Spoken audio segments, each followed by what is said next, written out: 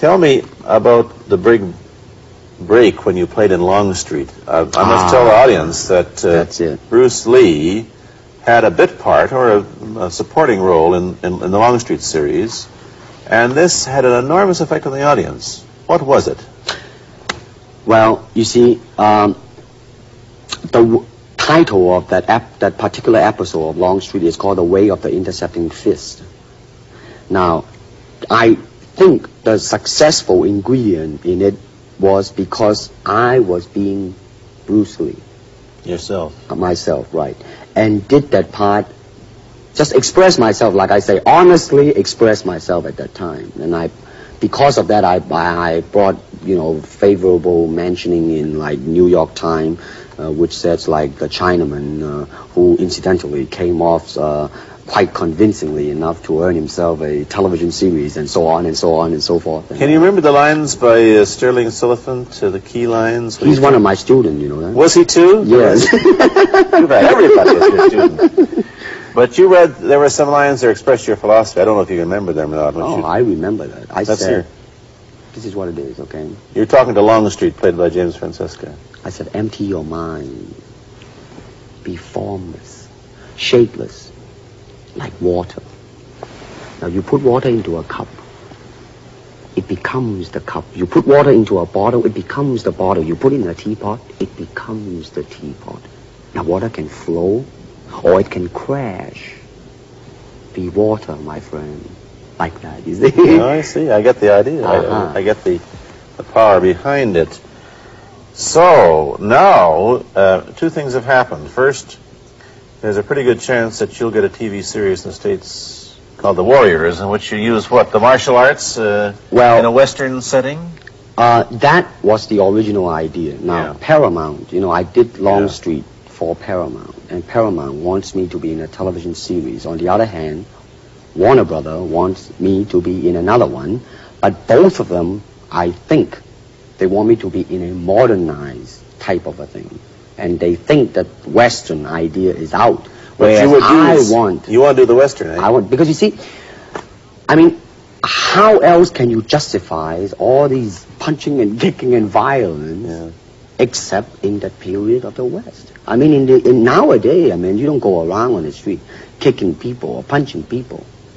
Because if you do, that's it. I mean, I don't care how good you are, But this is true also of the Chinese dramas, which are mainly costume dramas. They're all full of blood and gore over here. Oh, you mean here? Yeah. Well, unfortunately, you see, I hope that the picture I am in would either explain why the violence was done, whether right or wrong or whatnot. But unfortunately, pictures, most of them here, are done mainly just for the sake of violence. You know what I mean? Like, fighting for 30 minutes, get stabbed 50 times. Well, I'm fascinated. Let me give you your microphone back.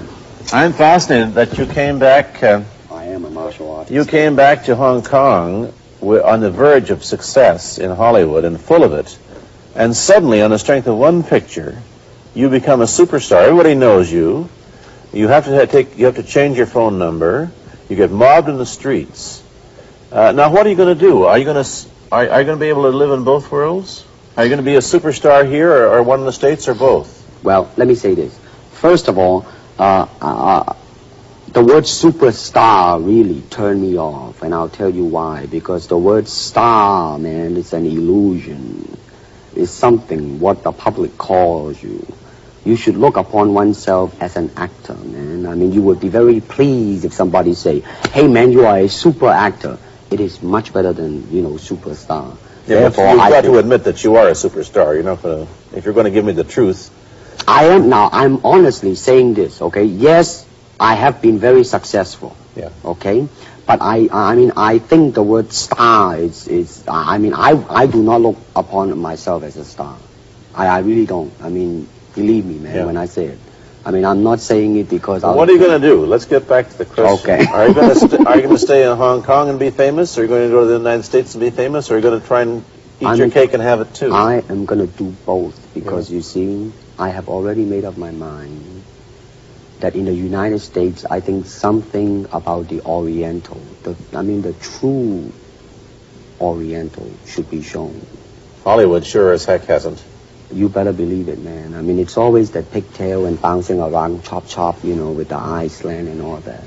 And I think that's very, very out of Is it true that you were the first job you had was being cast as Charlie Chan's number one? Yeah, number one son. Yeah.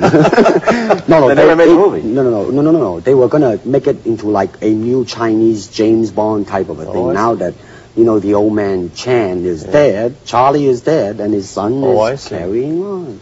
But they didn't do that. No. Batman came along, you see, because and then everything was started to be going into that, that kind of which you were in. But by the way, I did a really terrible job in that, I have to say. Really? You didn't like yourself? I didn't see it.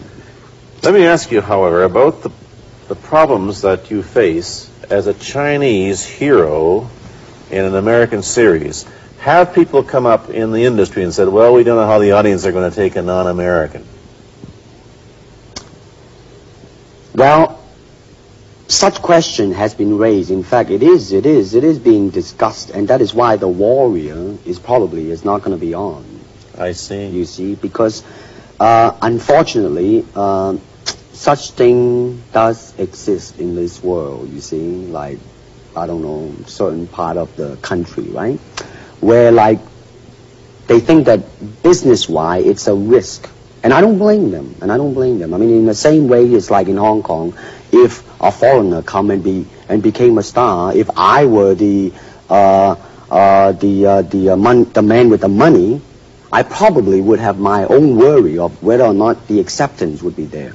But that's all right, because if you honestly express yourself, it doesn't matter. See?